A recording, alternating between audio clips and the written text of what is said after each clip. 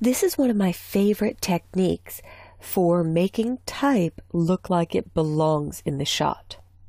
I'm going to hit the letter T for my type tool, and I'm going to put the text, "The Singing Pug," here as if it was engraved in the building.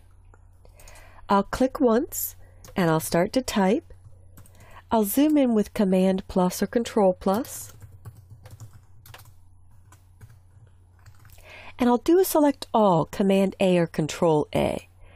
I'm going to use a font that looks a little bit Roman, which is Trajan. And there might be a better pronunciation for that. There we go. I'll use the scrubby sliders to make it bigger. And I'm actually going to use a warp effect to make it look like it's got perspective. You can actually choose any one of the warp effects, but I'll try Rise. And with Rise, I really don't want to bend at all, so I'll set that to 0. Every effect will do this. You could simply add horizontal distortion or vertical distortion to get the text to bow a little bit with the perspective of the image. It helps sometimes to zoom out and look at the perspective of the shot. This is kind of casting down and to the left. The text would get a little bit bigger looking towards you. After I click OK, I'll go to my Move tool and hit Command T or Control T to free transform, and now line this up.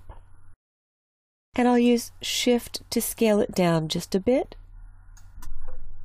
And I think I'll adjust my warp a little bit more. I'll hit T for the Type tool, and I'm going to make the Singing Pug all lowercase because this is a font that does small caps, so all letters look like they're capital. So if you type everything in lowercase, they'll be about the same size. And that makes it look more proportional to me. Back to the Move tool, I'll move this into place, and here is my power user trick. I'm first going to choose my Type tool and change the fill color to black. Now, in Effects or Layer, Layer Style, I can choose Blending options. With blending options, there's a super secret way to blend with the texture that exists in the building in the background. If I grab this layer and start to pull it right, the text disappears. The opacity changes, so it wipes out all the darkest parts because I'm in the dark end. But if I pull underlying layer to the right, I'll hit a point where it starts to pick up the texture of the building itself and mask away parts of the letters. To see a little bit of each, I can hold down my Option or Alt key and actually rip these two apart to get a little opacity or transparency as I move these, to really make it look as if it belongs in the building. That's better. And now I'll apply a bevel and emboss, and I might want to do a very subtle bevel so it doesn't look too fake. So I made the depth 20 and maybe the size 2 pixels.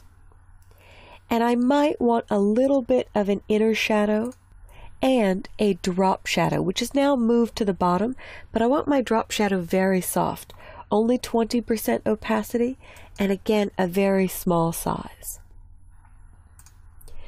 And when I click OK and hit Command 0 or Control 0, I'm a little closer to perfection.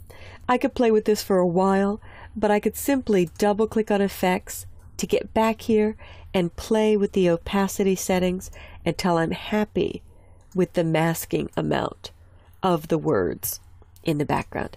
Sometimes I'll even do a blur so the letters don't look so sharp, and I could use Free Transform, Command T or Control T with the Control key to keep playing with the perspective so it looks like it belongs in the building. And that is my power user tour of how to use the blending options of the underlying layer to mask text away so it looks like it belongs with the texture of a building or surface that you're putting it on.